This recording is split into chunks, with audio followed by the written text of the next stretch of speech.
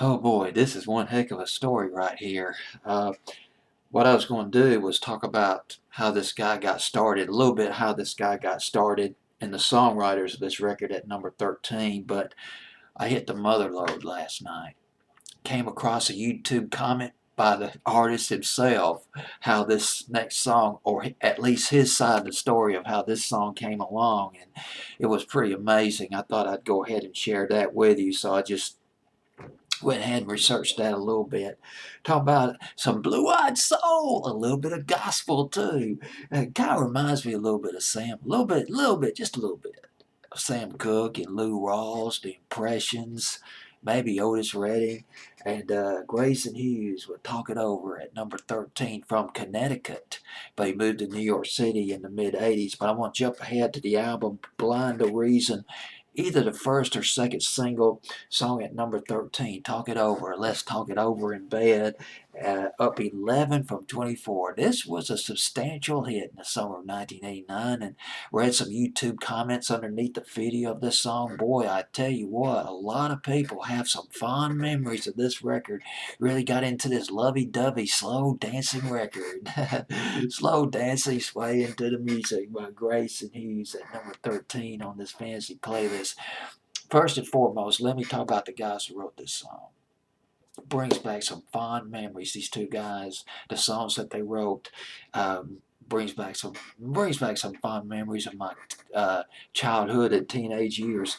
The guys who wrote this record, Talk It Over, Sandy Linzer, Lincer, and Irvin Levine. Sandy Linzer teamed up with a guy named, his name was Danny Randall, and boy, they wrote some great songs by the Four Seasons, including Dawn, Go Away, I'm No Good for You.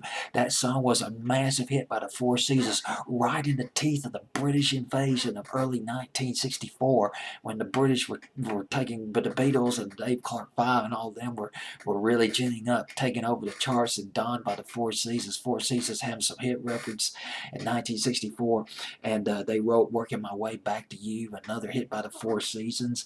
Opus, I think it was Opus 17, that orchestral flourish at the beginning, or near the beginning of that song back in 1966. They co-wrote that. Native New Yorker, one of my favorite disco records, written by Sandy Linzer and Danny Riddell in 1977. Irvin Levine, another guy who wrote this record, Talk It Over by Grayson Hughes. Irvin Levine, his songwriting credits, he co-wrote Tie a Yellow Ribbon Round the Old Oak Tree. He co-wrote the runner-up to that song by Dawn, Has Anybody Seen My Sweet Gypsy Rose, back in the summer of 1973. Irvin Levine wrote that. He co-wrote that song. He co-wrote I Woke Up in Love This Morning by the Partridge Family, and he also wrote with Al Cooper and somebody else, Gary Lewis and the Playboys' first massive hit, This Diamond Ring, in the winter of 64 and 65. Bottom line is what set the stage. Some very distinguished songwriters wrote this record, Talk It Over by Grayson Hughes. The song was offered to Smokey Robinson, but he turned it down. Somehow Grayson Hughes, he had heard of the record, heard the demo, he loved the record, but he hated the demo. The demo was too fast, no reverb. There was a cheap synthesizer that was playing the melody, and the singer which was one of the writers, was off key. Grayson Hughes did not mention the name of the writers. He did acknowledge there were two writers to this record, which was, of course, the ones that I've already mentioned, Sandy Linzer and Irvin Levine. Well, here's the deal. So Grayson Hughes, he likes this record, doesn't like the demo. He asked the writer, can I rearrange it? Can I work on this? And of course the song had just been on file. The demo had been on file. Nothing was being done with it. Not anything was being done with it. Use a little correct grammar there. And the songwriter says, yeah, go for it, man. Jump on it. Grayson Hughes, he takes the demo home. He takes the demo of Talk It Over home. Completely different rearrangement. He changes the key. He adds some chords to the record. He doesn't play around with the lyrics. Adds some chords. He changes the progression of the chorus, the bridge. in the verse. He changes that around a little bit, and this is crucial to the record. He added a gospel backup to this song. Added some gospel singers to back up on this record, which lend his version an R&B, a gospel sound.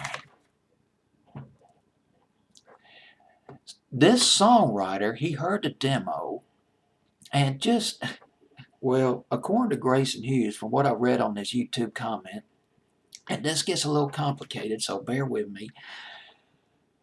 This songwriter, he gets his lawyer to call RCA.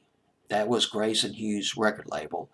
And the lawyer tells RCA, look, Grayson Hughes had nothing to do with this. He had nothing to do with this. And Grayson Hughes deserved some co-writing credit because he rearranged the record. He rearranged the demo. Keep in mind the lyrics and the basic chords were laid down by these two songwriters, Sandy Linzer and Irvin Levine, and then Grayson Hughes rearranges the record. Then this songwriter, he goes to the publisher, of Grayson Hughes' record, or goes to Grayson Hughes' publisher, and he gets the right, this songwriter gets the right of first release of this demo. He keeps the demo that Grayson Hughes had rearranged. He gives the demo, well, he pitches the song, the Grayson Hughes version of the demo, to Olivia Newton-John, this songwriter. And Olivia Newton-John flipped over this record. She loved it. She didn't know it was Grayson Hughes who rearranged the song. She wasn't told that. And she did a version. Her version was released before the Grayson Hughes version was put out by RCA off his album.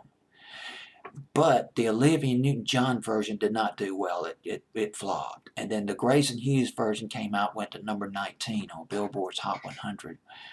I hope I was as coherent as possible on this record.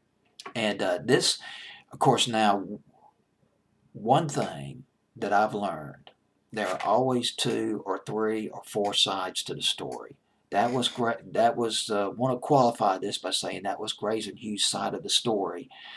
But I wouldn't be surprised if all that transpired, because this is typical of the shenanigans that go on in the recording industry. You really got to watch your back.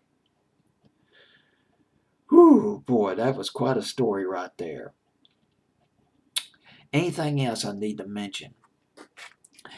Want to mention that in fairness to Olivia Newton-John, she didn't know about all this. It was her management and some other people, probably with the record company, who pushed for the release of her version of Talk It Over. And by the way, I listened to her version of Talk It Over. Well, her version was called Let's Talk It Over in Bed. I listened to her version on YouTube, very similar to the Grayson Hughes version. But Grayson Hughes' version, a little bit more gospel, a little bit, well, sort of more richly arranged, had that gospel flavor to it. All right, well, here we go. Grayson Hughes, boy, Talk It Over at number 13. I think I'm gonna keep these notes in case I talk about this record again, because that was quite a story right there. Grayson Hughes, Talk It Over at number 13 on my fantasy playlist, July 30th, 1989.